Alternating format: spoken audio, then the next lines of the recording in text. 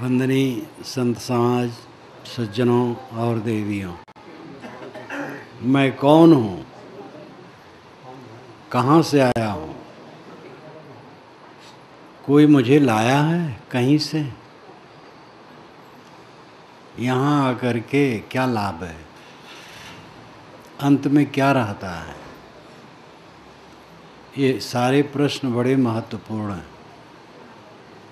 एक सज्जन वयोवृद्ध सीढ़ी पर चढ़ते ही तुरंत ये प्रश्न किया। प्रश्न तो इतना ही है, मैं कौन हूँ, कहाँ से आया, क्यों आया हूँ, क्या कर रहा हूँ, क्या फल हो रहा है, कौन सोचता है?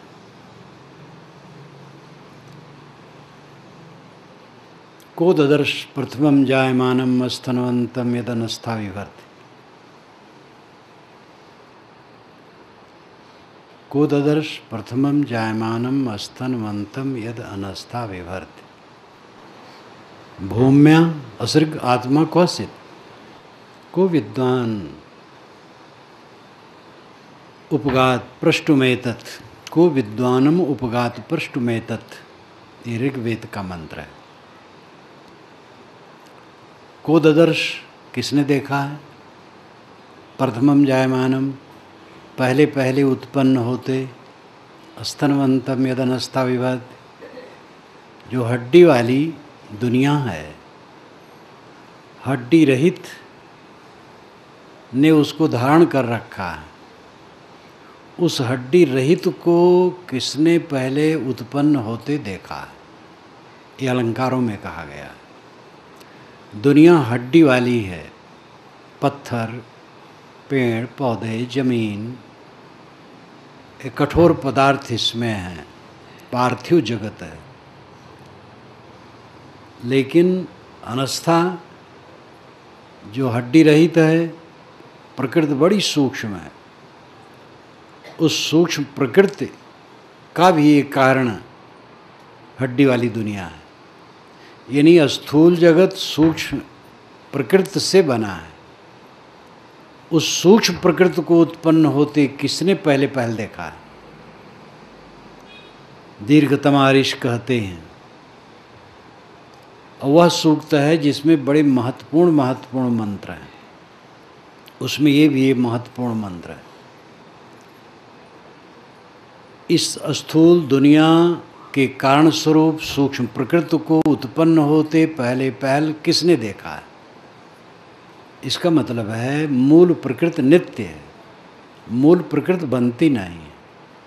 अगर ये कहो हर चीज़ के बनने के कारण होते हैं, तो सब किससे बना? ईश्वर से। अब ईश्वर इतना महत्वपूर्ण वस्तु, वो किससे बना? तो दूसरे ईश्वर से। तो दूसरा ईश्वर किससे बना? तो कहाँ तक जाओगे? इसलिए मूल वस्तु मूल रहती है। मूल अभावाद मूलम मूलम। मूल में मूल न होने से अमूल होता है मूल। ये प्रकृति और पुरुष दोनों मूल हैं, जड़ और चेतन दोनों मूल हैं। भूम्या असृग आत्मा क्वचित्, भूम्या असृग आत्मा क्वचित्। भूमि से असृग और अस उत्पन्न हो गए। भूम्या असृग आत्मा क्वचित्, भूमि से असृग और अस उत्पन्न हुए। असृग रक्त, अस प्राण। भूमि प्रकृति, जड़ प्रकृति से रक्त पैदा हो गया, प्राण पैदा हो गया, शरीर पैदा हो गया। आत्मा क्वचित्, ये आत्मा कहाँ से पैदा हो गया? क्योंकि आत्मा तो चेतन है, वो जड़ से नहीं पैदा हो गया। को पृष्ठम उपगात पृष्ठुमेतत्, को विद्वान उपगात पृष्ठुमेतत्। इतनी बात पूछने के लिए विद्वान के पास कौन जाता है? को विद्वानम उपगात पृष्ठुमेतत्। विद्वान के पास जाकर के इस बात को कौन पूछता है? उस जमाने में भी ऋषि कहते हैं कि पूछने वाले बहुत कम हैं। इसमें बड़ा रहस्य है इस मंत्र में। सूक्ष्म प्रकृति से जगत पैदा होता है, सब जानते हैं, लेकिन सूक्ष्म प्रकृति नित्य रहती है और असृग रक्त और अश्व प्राण यानी स्थूल शरीर, ये भूम्या प्रकृति से बन गई, ये समझ में आता है। जड़ प्रकृति से शरीर बन गया, रक्त बन गया, प्राण बन गया, सब बन गया। आत्मा कौशिक, आत्मा कहाँ से आ गया, आत्मा क्या है?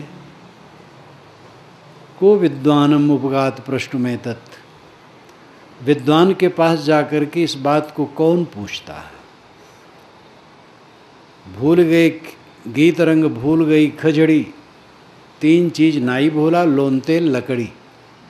ये अवध क्षेत्र में कहावत कहते हैं। गीत रंग भूल गया और खजड़ी भूल गई। खजड़ी साधुओं का बाजा जिसमें भजन गाते हैं। भूल गई गीत रंग, भूल गई खजड़ी, तीन चीज नाई भूला, लोन तेल लकड़ी। लोन तेल लकड़ी में चित्त बंध गया, बस बाहर नहीं जाता है। लोन तेल लकड़ी लाक्षणिक है। सांसारिक वस्तुओं में ही चित्त बंध गया।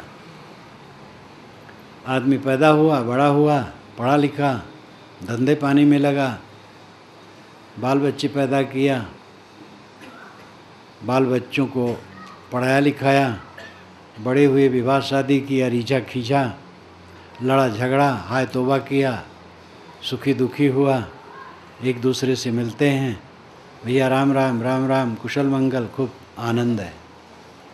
ये रसमय कहते हैं सब। आनंद कहाँ है? चित्त में शांति है, कहाँ आनंद है? खीज है, उद्वेग है, अशांति है, पीड़ा है, भय है। ये जीवन का रहस्य बना रह गया कि मैं कौन हूँ, क्यों हूँ, किस लिए हूँ, फल क्या है।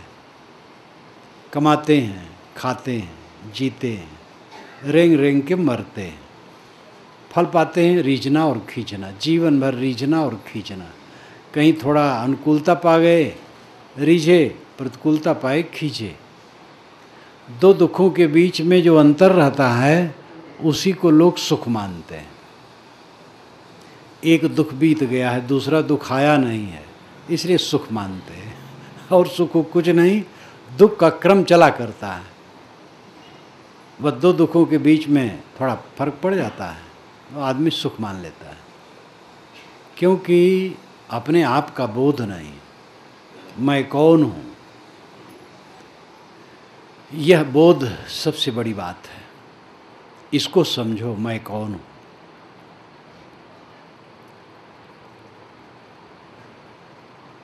मैं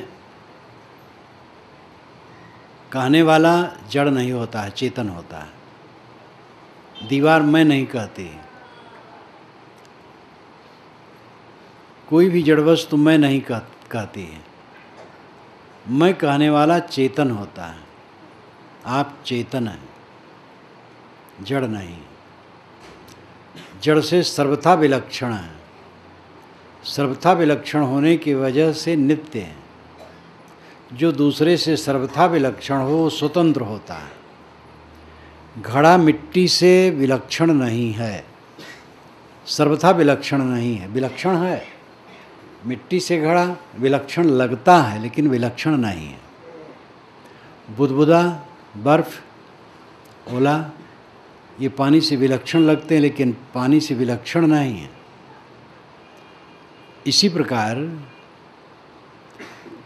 जो सर्वथा विलक्षण न हो वो दूसरे का कार्य है, लेकिन जो सर्वथा विलक्षण हो वो स्वतंत्र है। आत्मा सर्वथा विलक्षण है प्रकृति से, शुद्ध चेतन है। आप शुद्ध चेतन हैं, आत्मा है। आपको अपने आप की अनुभूति सब समय होती है, जाने अनजाने में मैं हूँ, इस प्रकार का अनुभव होता। बोध नहीं कि मैं कौन हूँ। लेकिन मैं का अनुभव होता है। मैं खाता हूँ, मैं आता हूँ, मैं जाता हूँ, मैं काम करूँगा, मैं काम नहीं करूँगा, मैंने तुम्हारी बातें मान ली, मैं तुम्हारी बात नहीं मान सकता। मैं का भंवर सबके अंदर में निरंतर चलता है। जागृत अवस्था भर मैं का बोध रहता है, और जब सपने में जाते हैं तो वहाँ भी मैं का बोध होता है, और जाग करके कहते हैं मैंने ऐसा सपना देखा। और जब सो जाते हैं, गाढ़ी नींद में चले जाते हैं, तो जाग करके कहते हैं सुख से सोया। सोते समय सुख का अनुभव जिसको हुआ है वही तो कहता है। अगर सोते समय उसको सुख का अनुभव न होता तो कैसे कहता सुख से सोया। जागृत अवस्था में वह भावात्मक ज्ञान करता है, स्वप्न अवस्था में आभासात्मक ज्ञान करता है, भावात्मक नहीं रहता, आभास रहता है। सुषुप्ति अवस्था में अभावात्मक ज्ञान करता है। कुछ नहीं जाना, कुछ नहीं को कौन जाना? मैं। अभी कोई यहाँ आवे और लौट के जाए, लोग पूछें सत्संग सभा में कितने लोग थे, वो कहेगा बहुत लोग थे। और 2 घंटे के बाद यहाँ आवे और लौट के जाए तो कहेगा वहाँ कोई नहीं था। बहुत से लोग थे और कुछ लोग थे और कोई नहीं था। ये सब ज्ञान ही है। ये भावात्मक ज्ञान है कि बहुत से लोग थे और कोई नहीं था, अभावात्मक ज्ञान है। तो जागृत अवस्था में भावात्मक ज्ञान होता है, भाव यानी सत्ता होने का ज्ञान होता है। ये देखा, वो देखा, वो देखा, वो देखा। और सपना में आभास का ज्ञान होता है, चीज़ नहीं रहती है, लेकिन उस समय चीज़ लगती है, किंतु वो ज्ञान आभास का होता है। और सुषुप्त में अभाव का होता है। तो भाव का, आभास का, अभाव का, इन तीनों का ज्ञाता एक समान आत्मा है जो सब समय है। वो आप स्वयं महसूस करते हैं। शिशुपन में आपने जो कुछ, शिशुपन की तो याद नहीं रहती, बालपन की याद रहती।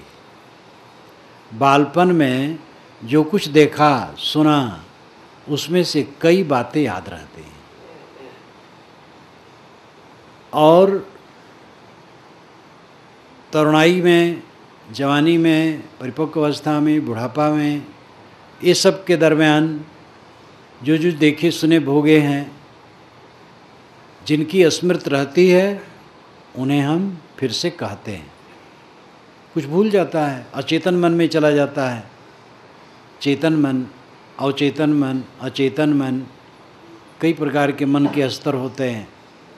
विज्ञान बताता है हम किसी कमरे में जब जाते हैं, अपरिचित जगह, और वहाँ पर जितनी वस्तुएं हैं, वस्तु, व्यक्ति, कुछ भी, उन पर मेरी नज़र पड़ती है, और जितने दृश्य हैं सब की फ़ोटो अंदर में छप जाती है मनोमय में। उसकी याद मुझे न रहे भले, लेकिन सब छप जाती है। वो अचेतन मन में चला जाता है, और उनमें से कुछ चेतन मन में रहता है जिसको हम याद करते हैं। जो जागृत में ज्ञाता है, स्वप्न में ज्ञाता है, सुषुप्त में ज्ञाता है, सब समय अपनी सत्ता का निरंतर अनुभव करता है, वह आप आत्मा है, देह नहीं है। देहवाद स्थूल बुद्धि का लक्षण है। यद्यपि ये शंका सब समय रही है, सब समय सभी स्तर के लोग रहे हैं, भौतिकवाद भी पुराना है। एयम प्रेते विचिकित्सा मनुष्य अस्ति ते के नाम अस्तिति चैके, ये नचिकेता ने यमाचार्य से कठ उपनिषद में पूछा है। एयम प्रेते विचिकित्सा मनुष्य, जो मनुष्य प्रेते चले गए हैं इस संसार से, उनके विषय में विचिकित्सा रहती है। मनुष्यों के मन में संशय रहता है। अस्तित्व के नाम अस्तित्व चैके, एक कहता है कि मरने के बाद भी आत्मा की सत्ता रहती है, और एक कहता है कि नहीं रहती है। तो इस प्रकार की दो भावनाएं ये देखा जाता है कि मनुष्यों में पहले भी रही है और आज भी है।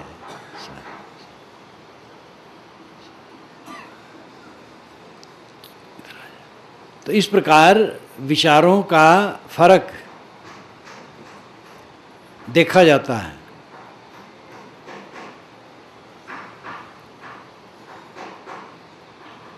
सत्ता का और असत्ता का विचार सब समय रहा है, लेकिन जिसकी सत्ता है वही असत्ता कहता है, वो पागलपन से कहता है। कोई कहे मेरे मुख में जीभ नहीं है, तो जीभ की बिना वो कैसे कहता है। कोई कहे मेरा पिता बाल ब्रह्मचारी है, तो उसका कथन व्याघात दोषयुक्त है। जब पिता बाल ब्रह्मचारी है तो कैसे पैदा हुआ है। कोई कहे मैं नहीं हूँ, सिद्ध हो गया वो है।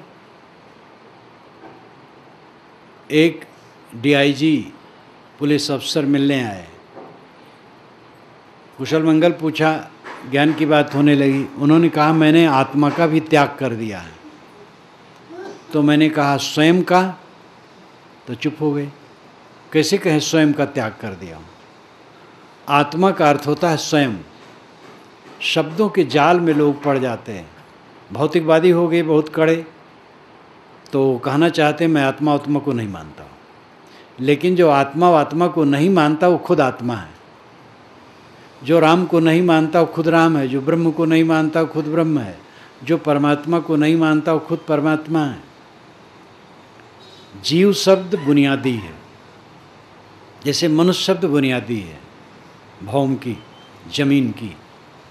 ये सत्ता है, मतलब है कि भूमिका है, असलियत। जीव को ही चेतन, आत्मा, ब्रह्म, परमात्मा इत्यादि सारे विशेषणों से कहा जाता है। जैसे मनुष्य ये बुनियादी है। मनुष्य को ही पिता, माता, थानेदार, कलेक्टर, जज, कमिश्नर, राष्ट्रपति, विश्वपति, महात्मा, देवता, दानव, जो कुछ भी कहो, मनुष्य मूल है। ऐसे जीव मूल है। इसीलिए वेदांतियों ने कहा जीव ब्रह्मैव न पराः। जीव ब्रह्म ही है, दूसरा नहीं।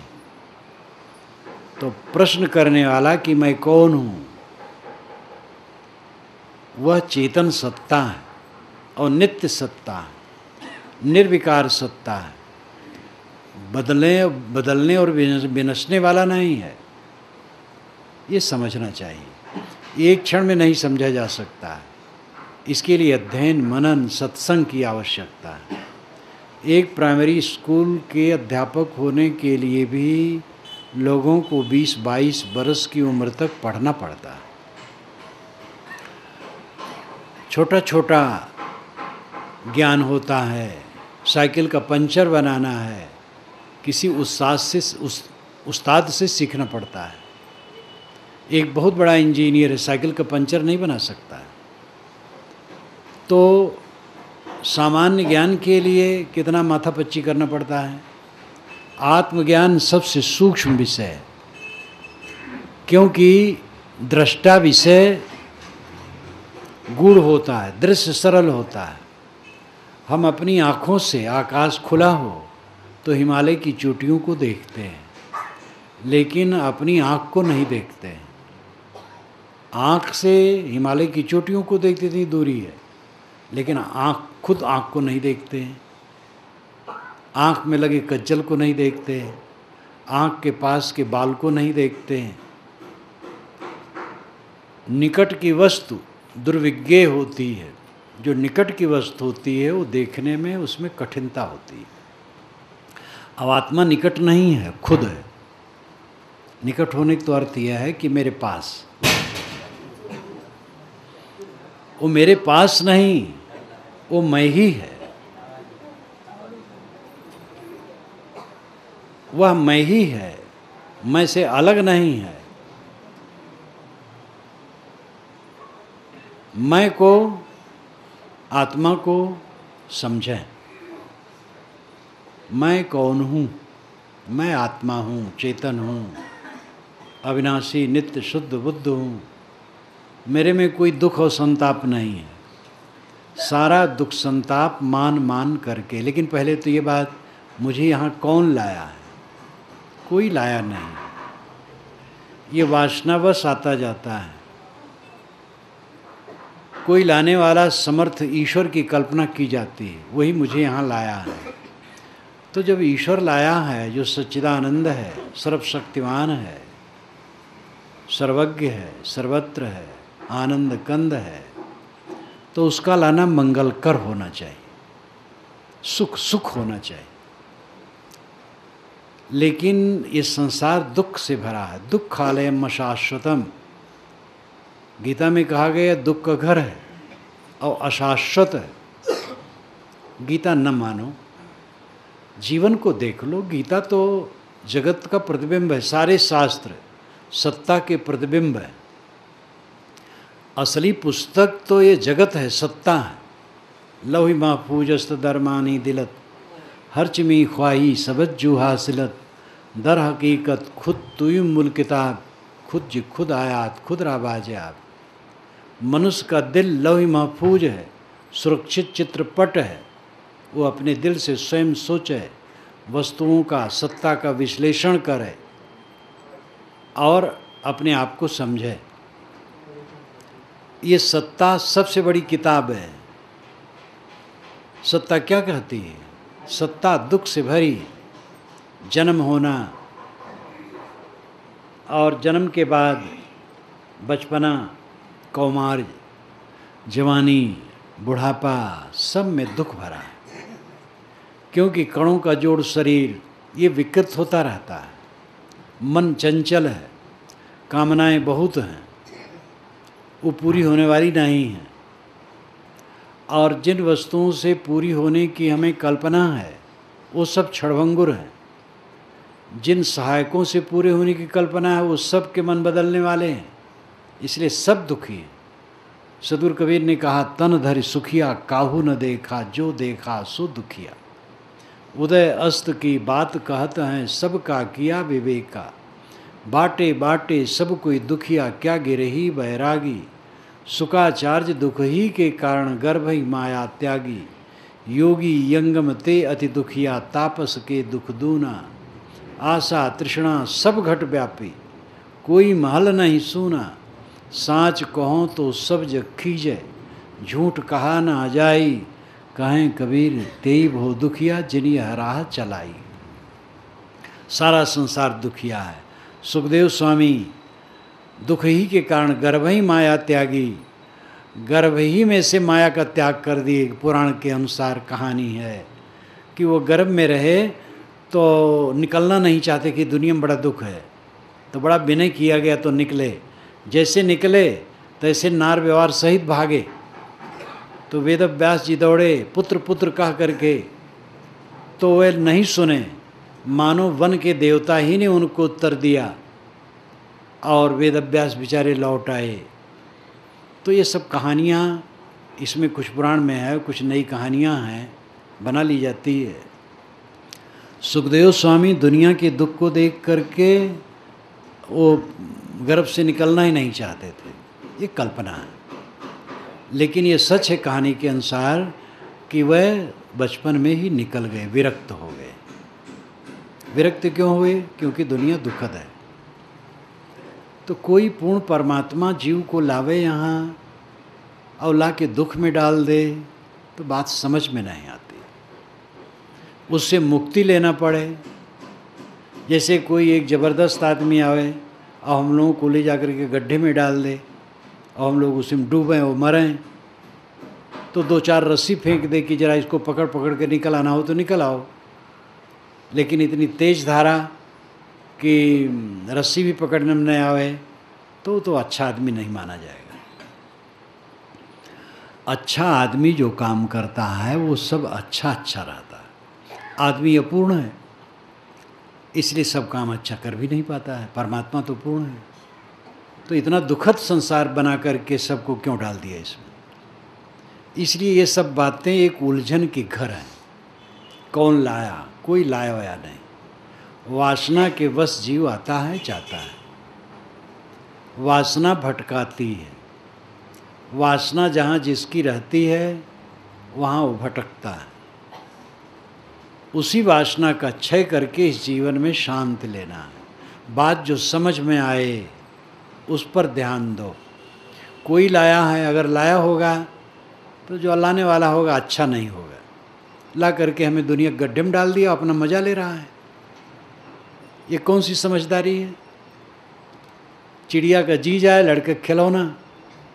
लड़के कई चिड़ियों को फंसा करके उनके पंख नोच रहे थे, तो तमाशा कर रहे थे, उनको आनंद आ रहा था, चिड़िया बेचारी फड़फड़ा रही थी। तैसे किसी ने मुझे ला करके दुनिया में डाल दिया, वो आनंद ले रहा है और हम लोग जल रहे हैं। तो ये बात समझ में नहीं आती। और कहने के तो तरीके अनेक हैं, कहते रहते हैं लोग भगवान ने इस दुनिया में लाया, भगवान ने लाया। क्यों लाया? क्या फ़ायदा हुआ? क्यों इसमें दुख में हमें डाल दिया? न्याव न कीन कीन ठकुराई, बिन कीन्हे लिख दीन बुराई। अगर हम दुनिया में नहीं थे, साफ पाक थे, तो दुनिया में डाल करके हमें दुख में क्यों परेशान कर दिया? ज़्यादातर सामी परंपरा में पुनर्जन्म नहीं मानते हैं। ईसाई, यहूदी, इस्लामी, इनको सामी कहते हैं। साम, हेम, एपेत, ये 3 नूह के पुत्र थे। नूह बहुत बड़े महापुरुष हुए हैं, पुरानी बाइबिल में उनकी कहानी है। शाम के वंशज यहूदी हैं, यहूदी से ईसाई निकले और इस्लामी निकले। इसलिए यहूदी, ईसाई, इस्लामी ये तीनों पुनर्जन्म खुल करके नहीं मानते। वैसे बीज है उनके यहाँ, कुरान में पुनर्जन्म के बीज हैं। कुरान में लिखा है, ईश्वर जिन पर नाराज हुआ उनमें से कुछ को बंदर और कुछ को सूअर बना दिया। तो नाराज किस पर होगा? जो देहधारी हो, गलत करे। तो सूअर बंदर बना दिया तो पुनर्जन्म तो हो गया। हम चु सब जा बारहा रोईदम हफ्त सद हफ्ताद कालिब दीदम। रूमी साहब कहते हैं कि हम 770 बार जन्म चुके, घास फूस के समान उग चुके। हफ्त सद हफ्ताद कालिब दीदयम, हफ्त 7, सद 100, 700, हफ्ताद 70, 770 बार। कुछ लोग पाठांतर मानते हैं हफ्त 2 हफ्ताद, हफ्त नाम 7, सप्त हम लोग संस्कृत में सप्त कहते हैं, फारसी भाषा में हफ्त कहते हैं। हफ्त 2, 7 दुनाई 14 और हफ्ताद 70। तो 14 और 70 84। जैसे हिंदू परंपरा में कहा जाता है 84 में भटकना। हफ्त 2 हफ्ताद 84 में भटकते भटकते बहुत दुख पाए। हदीस में बात ऐसी आती है, कहानियाँ ऐसी हैं जिसे पुनर्जन्म के बीज मिलते हैं। तो सामी परंपरा में भी पुनर्जन्म के बीज हैं, किंतु खुल करके वहाँ नहीं है। आर्य परंपरा में है। आर्य परंपरा में ब्राह्मण, श्रमण, सिद्ध, नाथ, वैष्णव, संत, ये सब परंपराएं आती हैं। आर्य परंपरा में ब्राह्मण परंपरा पुरानी है, जो वैदिक परंपरा है। उसके बाद श्रमण परंपरा, जैसे बुद्ध, महावीर इत्यादि का हुआ, उससे पहले भी श्रमण थे। और सिद्ध 84 सिद्ध माने गए हैं, नाथ, गोरखनाथ इत्यादि। संत जैसे कबीर साहब, और फिर संत परंपरा नानक, दादू, दरिया, घीसा, पलटू बहुत हैं। वैष्णव, ये सब को मिला करके आर्य परंपरा कहलाती है। आर्य परंपरा में पुनर्जन्म खुल करके माना जाता है। पुनर्जन्म माने बिना चैतन्य सृष्टि का समाधान कोई नहीं कर सकता है। एक जीव झोपड़ी में पैदा हुआ और एक जीव महल में पैदा हुआ, और पुनर्जन्म तो उनके ख्याल से है नहीं। तो जीव तो सापाक था, ईश्वर ने झोपड़ी में पैदा कर दिया और महल में पैदा कर दिया, तो ये तो उचित नहीं हुआ। एक को सर्वांग सुंदर स्वस्थ शरीर दिया, पैदा होते ही सर्वांग सुंदर स्वस्थ, और जीवन भर करीब करीब निरोगी, और एक टेढ़ा मेढ़ा बुद्धिहीन जीवन भर बेचारा नरक भोगता है। ऐसा ईश्वर ने क्यों कर दिया? इसी पर व्यंग है, न्याय न कीन कीन ठकुराई, बिन कीन्हे लिख दीन बुराई। स्वामी परंपरा के ईश्वर ने न्याय नहीं किया, ठकुराई किया। बिना जीव के कर्म किए उसने कर्म लिख दिया। जीव तो साप पाकता है, पुनर्जन्म तो होता नहीं है। ईश्वर ने ला करके सुअर बना दे किसी को गाय बना दिया, किसी की झोपड़ी में पैदा कर दिया, किसी को महल में, किसी को बुद्धू बना दिया, किसी को बुद्धिमान बना दिया, किसी को अंगहीन बना दिया, किसी को संपन्न बना दिया। तो न्याय नहीं किया, ठकुराई किया। ठकुराई का अर्थ होता है पेल करके बात करना, जबरदस्ती करना, कोई निर्णय और विवेक नहीं। ऐसे स्वामी परंपरा का ईश्वर, उसके पास निर्णय नहीं है, बस जिसके मन में उसके मन में जो है उसके लिए कर दिया। ये ठकुराई का अर्थ है। ठकुराई पर एक कहानी है। एक ठाकुर जी थे, तो एक किसान के खेत में वह सुबह जाते थे, झोला रहते ही आलू उस समय खूब खाने लायक हो गया था, तो खेत में बैठे और बैठे बैठे उंगली से आलू ज़मीन से निकाल लें और कोट के जेब में भर लें और ला करके अपने दरवाजे पर अंगीठी जलाए रहे हैं, उसमें भून भून के खाएं। तो उनकी आदत हो गई थी, रोज़ ऐसे करें। किसान परेशान हुआ, भाई कौन लाता है? तो रात में वो आकर के बैठ गए एक जगह। अब सुबह हुआ, जब प्रकाश होने के पूर्व ठाकुर जी आए अपने आदत बस, अब आलू निकालने लगे। तब किसान खड़ा हुआ, कहा ठाकुर साहब आपका उचित कर्तव्य नहीं है। उसने कहा चुप बदमाश, मैं टट्टी करता हूँ। और ठाकुर तो थे ही, डांटे मैं टट्टी कर रहा हूँ। कि हुजूर यहाँ कहाँ टट्टी पड़ी है? तो सूखी टट्टी पड़ी थी। कहे देखो ये टट्टी है। तो कहे हुजूर ये तो सूखी टट्टी है। तो कहा मैं ठाकुर हूँ, चाहे गीली हगूँ चाहे सूखी हगूँ। तो ये ठकुराई, एकदम युक्त विरुद्ध बात करना। वैसे वह ईश्वर ठकुराई किया जिसने बिना कर्म किए जीव के जीवन में कर्म लिख दिया। तो अगर ईश्वर कहीं से लाया और हम लोगों को इस प्रकार डाल दिया तो भाई ठकुराई किया, समझदारी नहीं किया। इसलिए ईश्वर के झमेले में मत पड़ो। कोई लाने वाला, ईश्वर घट घट है, आत्मा ईश्वर है। मैंने कल कहा था उपद्रष्टानुमंता चा भर्ता भोक्ता महेश्वरः परमात्मेति चाप्युक्तो देहि अस्मिन् पुरुषः परः। इस देह में रहने वाला जो पर पुरुष आत्मा है वही ईश्वर है, वही परमात्मा है, वही दृष्टा भर्ता भोक्ता है। तो इसलिए आत्मा चेतन है, वो आप हैं। आपको कहीं से किसी से लाया नहीं, ले नहीं गया, वासना बस से भटकता है। वासना का त्याग करना जीवन का फल है। कर्मों से जीवन बना है। जैसे जिनके कर्म होते हैं वैसे उनको फल होते हैं। कर्म सुधार जीवन का सुधार है। कर्म किसे कहते हैं? जो इच्छा पूर्वक मन और इंद्रियों से किया जाए।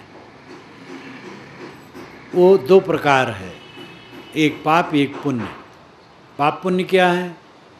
देवता और भगवान के नाम पर जीव की हत्या भी पुण्य लोग मानते हैं, लेकिन ये तो बात समझ में नहीं आती है। साधारण इंसान भी जो सज्जन है किसी को तड़पते देख करके खुश नहीं हो सकता है। देवता और परमात्मा किसी की जान लेने पर कैसे खुश होगा? इसलिए ये जीभ लपलपाती है मांसाहारियों की, और वे धर्म के नाम पर काट करके खाना चाहते हैं, धार्मिक भी बना रहना चाहते हैं और मांस भी खाना चाहते हैं। इसलिए उनकी भी एक ठकुराई है। इसलिए जीव हत्या कभी धर्म नहीं होता। पाप और पुण्य की परिभाषा सरल है। किसी को पीड़ा देना और अपने मन इंद्रियों को चंचल करना ये पाप है। अपने मन को खराब करना, इंद्रियों को विकृत करना और किसी को पीड़ा देना ये पाप है। और अपने इंद्रियों पर संयम करना, मन पर संयम करना और दूसरों को सुख पहुंचाना ये पुण्य है। ये पाप पुण्य कर्म करने के लिए प्रेरणा कौन देता है? लोग कहते हैं ईश्वर प्रेरणा देता है। ईश्वर की इच्छा के बिना पत्ते भी नहीं हिलते हैं। ये भक्ति भावना की बात है, बड़ी अच्छी लगती है। ईश्वर की इच्छा के बिना तृण नहीं हिलता। तो दुनिया में जितने अच्छे कर्म होते हैं वो तो समझ में आता है कि ईश्वर ने करवाया, और जो बुरे कर्म होते वो कौन करवाता है? वो भी वही करवाता होगा। तो ये तो बात समझ में नहीं आती। जो कुछ करते हैं हम करते हैं, हम जिम्मेदार हैं। कोई भगवान या शैतान हमसे नहीं करवाता है। पाप करें पुण्य करें, जैसी हमारी बुद्धि समझ वैसे हम करते हैं। हम जिम्मेदार हैं, इसीलिए हम सुधार सकते हैं अपने को। लोग कहते हैं हम लोग कठपुतली हैं, ईश्वर सूत्रधार है। लेकिन इस सिद्धांत में तो फिर कर्म से आप छुट्टी पा गए। कठपुतली तो सूत्रधार जैसे नचाता वैसे नाचती है, तो आपको जिम्मेदारी नहीं रह गई सुधार की। आप बिगड़े भी नहीं हैं, तो उपदेश क्यों है? शास्त्र क्यों बने? किसके लिए बने? कठपुतली के लिए। ये सब धारणाएं बिल्कुल झूठी है, और इन धारणाओं ने कर्म सिद्धांत को चौपट कर दिया है। तथ्य यह है कि हर जीव कर्म करने के लिए स्वयं स्वतंत्र है। वो अपने कर्मों का कर्ता और धर्ता है, जिम्मेदार है। मन से सोचना, वाणी से बोलना, इंद्रियों से करना, ये तीनों में आप स्वतंत्र हैं। आप संभालें अपने को, मन को संभालें, वाणी को संभालें, कर्मों को संभालें, नहीं तो दुख पाएंगे। ये बहानेबाजी काम नहीं करेगी। ईश्वरवाद का अति करके इतना बिगाड़ दिया गया है कि बस ईश्वर को एक लड्डू थमा दो, सारा पाप काट देगा। चोरी किया, लाखों का धन लाया, और ईश्वर के नाम पर थोड़ा सा पूजा कर दिया, 1000-2000 का कपड़ा, मिठाई, फूल, माला इत्यादि चढ़ा दिया, नगद थोड़ा, और भगवान खुश हो गया, क्षमा कर दिया, क्योंकि भगवान कमीशन पा गया। ऐसा कमीशन खोर भगवान नहीं है। क्षमा मांगने के कोई तरीका है? आदमी के घर में चोरी करो, भगवान के घर में क्षमा मांगो? जिनके घर में आपने चोरी की है उनसे जाके क्षमा मांगो, और उनसे कहो कि मैंने आपके घर में चोरी की है, मैं सारा माल लौटा देता हूँ, आप मुझे क्षमा करें। वो खुश हो जाएगा। ऐसे नहीं खुश होगा कि आप क्षमा करो, माल न दो, तो और पकड़ा करके जेल में डालेगा। क्षमा मांगने का अर्थ है कि गलती हुई तो सब लौटा दो। लेकिन आदमी तो बेईमान है, चोर भी है, बेईमान भी है। चोरी करके रख लेना चाहता है और फिर ईश्वर को खुश कर देना चाहता है। मालूम होता है ईश्वर बेचारा लड्डू और कपड़ा और मिठाई के लिए बड़ा लालची था, और पाया और क्षमा कर दिया। ये भूल भुलैया में खूब भगत लोग पड़े हुए हैं दुनिया के। कोई क्षमा करने वाला नहीं है, ध्यान दो। कोई भगवान, देवता, ईश्वर आपको क्षमा करने वाला नहीं है। अगर भगवान भी गलत काम करेगा तो उसका दंड उसको भोगना पड़ेगा।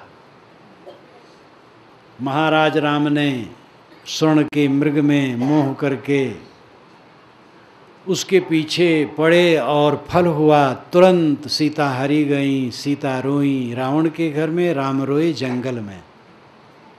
कोई कहीं गलती करेगा तो तुरंत दंड पाएगा। कहा जाता है राम ने बाली को छिप के मारा तो कृष्णावतार में जरा नाम के व्याध से मारे गए।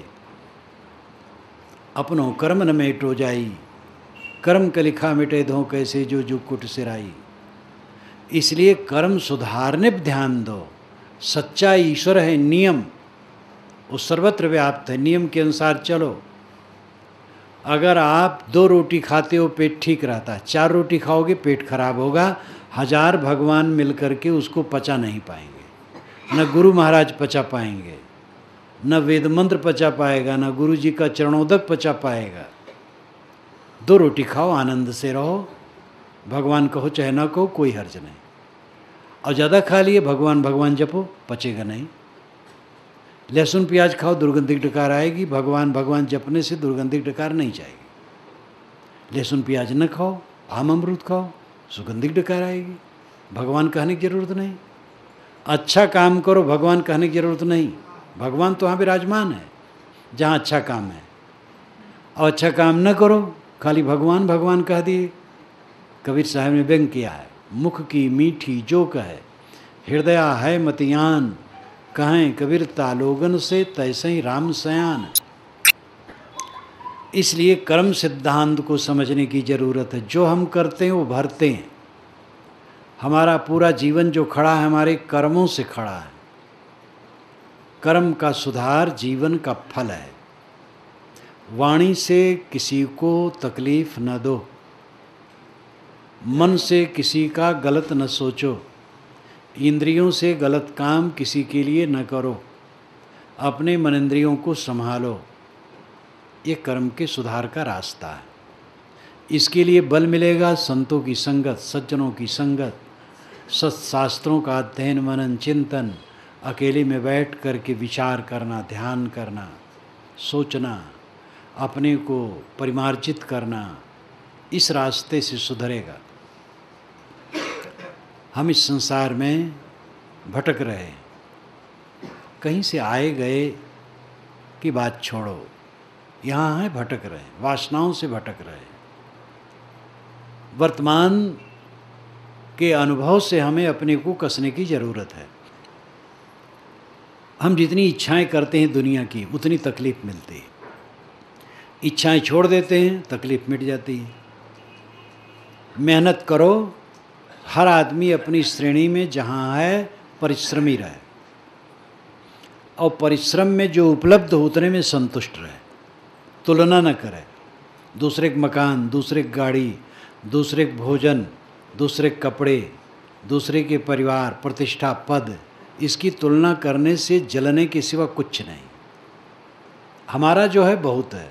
हमारी झोपड़ी हमारा राजमहल है, हमारी साइकिल हमारे लिए हेलीकॉप्टर है, हमारा भात नमक हर प्रकार का व्यंजन है।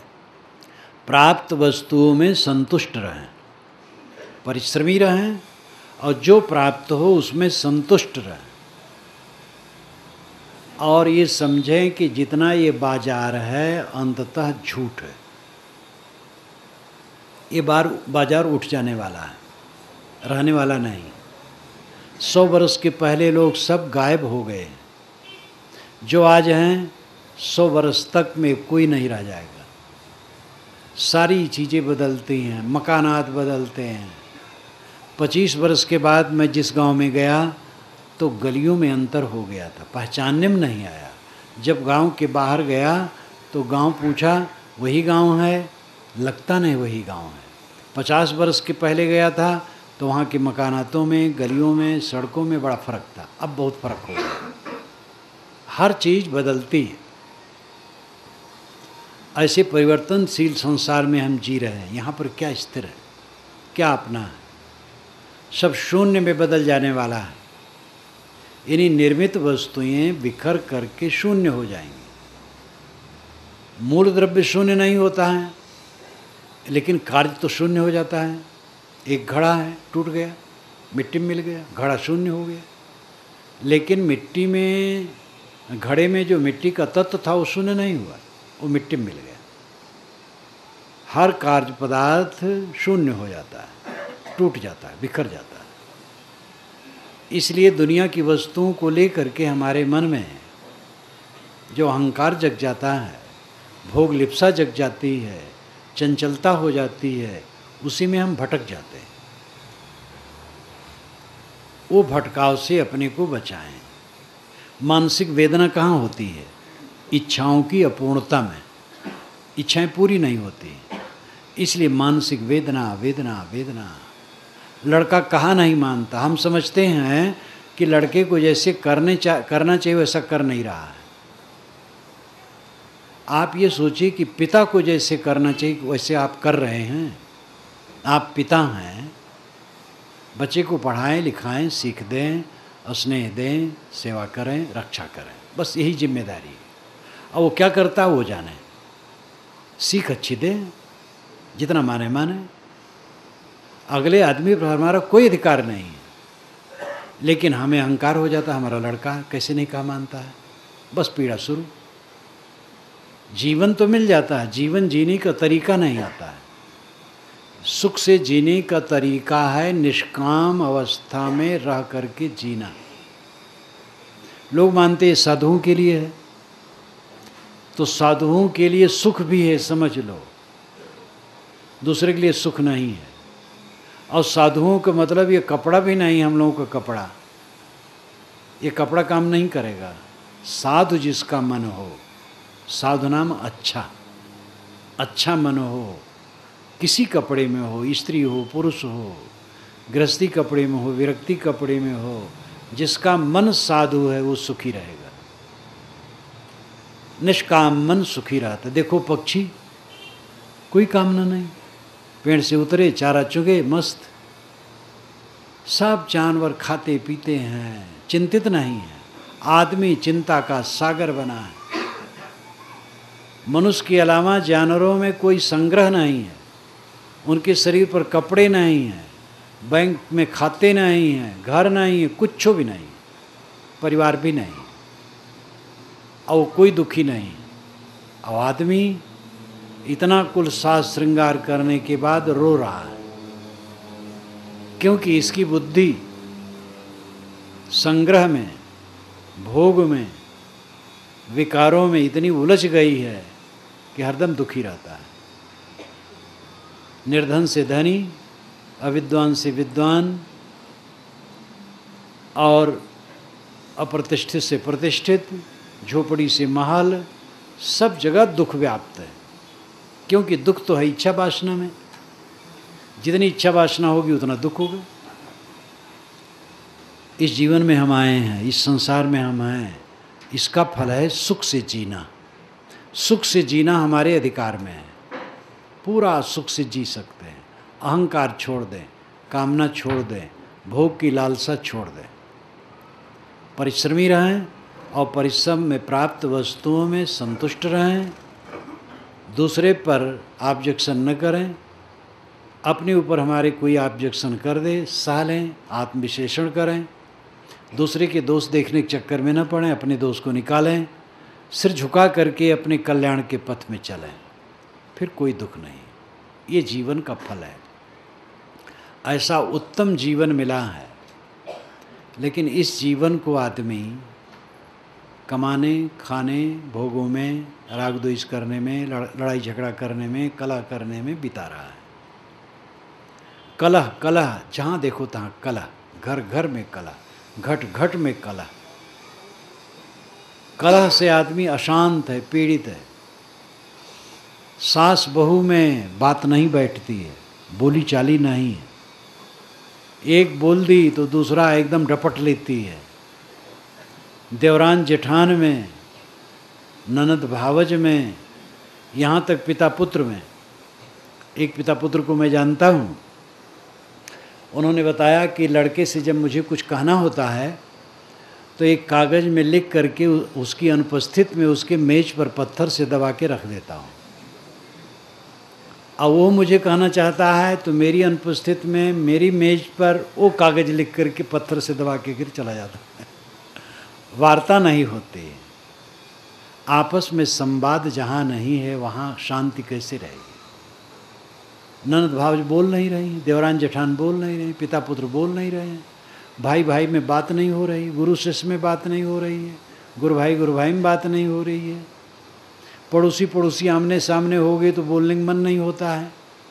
एक सज्जन ने कहा, महाराज हमारा पड़ोसी ऐसा है, उसको देखता हूँ तो मेरा एक पसर खून घट जाता है। तो मैंने कहा थोड़े दिन में आपका सब खून खत्म हो जाएगा। संत ईसा ने कहा है कि जो ये कहता है मैं ईश्वर से प्रेम करता हूँ, लेकिन अपने पड़ोसियों से प्रेम नहीं करता है। तो कैसे मानूं कि ईश्वर से प्रेम करता है? जिसको देखता नहीं है कहता है मैं उससे प्रेम करता हूँ, और जिसको देखता उससे प्रेम नहीं करता है। ईश्वर कह देना तो सरल है। मैंने एक दिन कहा था कि जब घर का मालिक सोने चलता है तब कहता है हे भगवान, अब मैं सोने जा रहा हूँ, तू ही रक्षक है। और दीवार के पीछे खड़ा चोर, दीवार में सेंध मारने वाला, कहता है हे भगवान दांव लगाना। तो घर का मालिक उसी भगवान से सुरक्षा का विनय करता है, और चोर उसी भगवान से चोरी के माल को पाने के लिए विनय करता है। तो ईश्वर को तो खूब लोग मोहरा बनाए हैं, बस ईश्वर का दुरुपयोग इतना किया गया कि हद कर डाला गया है। एक तरफ भगवान, एक तरफ दुराचार। भगवान के नाम पर सब दुराचार चलता है। ऐसे ऐसे महात्मा नामधारी हैं, ऐसे ऐसे गुरु नामधारी हैं जो बड़े सिद्ध योगी हैं, भगवान तक पहुँचे हैं, लेकिन दुराचार में आकंठ डूबे हैं। और ऐसे के माया जाल में खूब धनी सेठ नेता फंसे हैं कि धनियों और सेठों और नेताओं को और अधिक शिक्षितों को तो साधना तपस्या में बड़ी कठिनता है, और वे चाहते हैं ऐसा गुरु जिसके पास कुछ चढ़ा दे, वो आशीर्वाद दे दे, बस बेड़ा पार हो जाए। तो इस प्रकार भगवान का दुरुपयोग खूब हो रहा है। भगवान प्राणी प्राणी है। भगवान का भजन है आत्मशोधन, आत्मनिर्मलता। प्राणी प्राणी को भगवान समझ करके सबके प्रति सुंदर बर्ताव।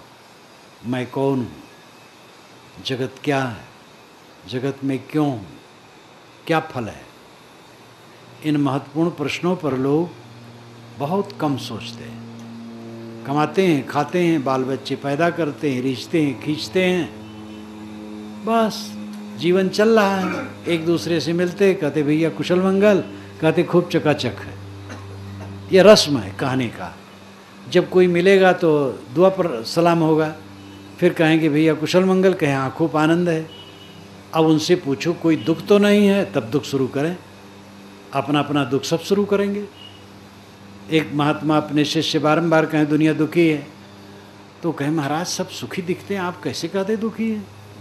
जा रहे थे मानो काठमांडू की गली में, एक सेठ को देखा कि उसका धन धान खूब संपन्न, जवान बैठा गद्दी पर, कई नौकर खड़े। तो शिष्य ने कहा महाराज कि ये भी दुखी होगा? अरे कहे भाई दुखी दुनिया है, चलो इसके पास दिखा दें। गए तो उठ के खड़ा हो गया, नमस्कार किया, बैठाया। महाराज कैसे चले? कहे साधु हूँ, घूम रहा हूँ। कुशल मंगल? कहे महाराज सब आनंद है। कहे कोई तकलीफ़? तो उसको आंसू आ गए। कहे महाराज तकलीफ़ की बात मत कहिए, करोड़पति मैं हूँ, विवाह हुए 15 वर्ष बीत गए, एक बच्चा नहीं पैदा हुआ। अब यही सोचता हूँ ये सब कौन लेगा? महाराज चित्त जल रहा है। महात्मा ने कुछ समझाया, चल दिए। महात्मा ने शिष्य कहा समझा इसके सुख को? कहे महाराज तो बड़ा दुखी है। आगे चला, दूसरा एक देखा घर, कई लड़के बच्चे, धन धान सब कुछ। कहा महाराज ये तो सुखी होगा। कहे चलो देखें। गए, सेठ ने नमस्कार किया। महात्मा ने कुशल पूछा। कहे महाराज आनंद है। कहे कोई तकलीफ़? कहे महाराज तकलीफ़ की तो बात मत कहिए। बड़ा लड़का इतना उद्दंड है कि लाठी लेके सामने खड़ा हो जाता है कि हमारा बांटा कर दो। एक दिन उसने कहा तुम्हारी बीबी ने मेरी बीबी को गाली दी। अपनी माता को इसने ऐसा कहा, महाराज क्या कहूँ मैं। और जो मझला लड़का है वो तो बीमारे रहता, हरदम खाट में पड़ा रहता है। छोटा लड़का वही पढ़ रहा है, लगता है अच्छा है, पता नहीं महाराज क्या हो। तो समझाए बुझाए महाराज चले कि इसका सुख देखा? कि महाराज ये भी सुखी नहीं। ऐसे कईयों को दिखाया। तो दुनिया तो दुख से भरी है। दुख से मुक्ति होगी जब अपने मन को ये दुनियादारी से ऊपर उठाओगे। दुनिया कूड़ा कबाड़ है, इसमें रह करके जो आपका कर्तव्य है कर्तव्य अदा करो, प्रेम से जियो, प्रसन्न होकर जियो, अपने मन को निर्मल करो, वासनाओं के त्याग से ही परम शांति मिलेगी। इस जीवन का परम फल है मोक्ष। मोक्ष कोई काल्पनिक चीज़ नहीं, मोह का क्षय मोक्ष है। इस पर फिर समय से चर्चा की जाएगी। अभी मैं वाणी को विराम देता हूँ।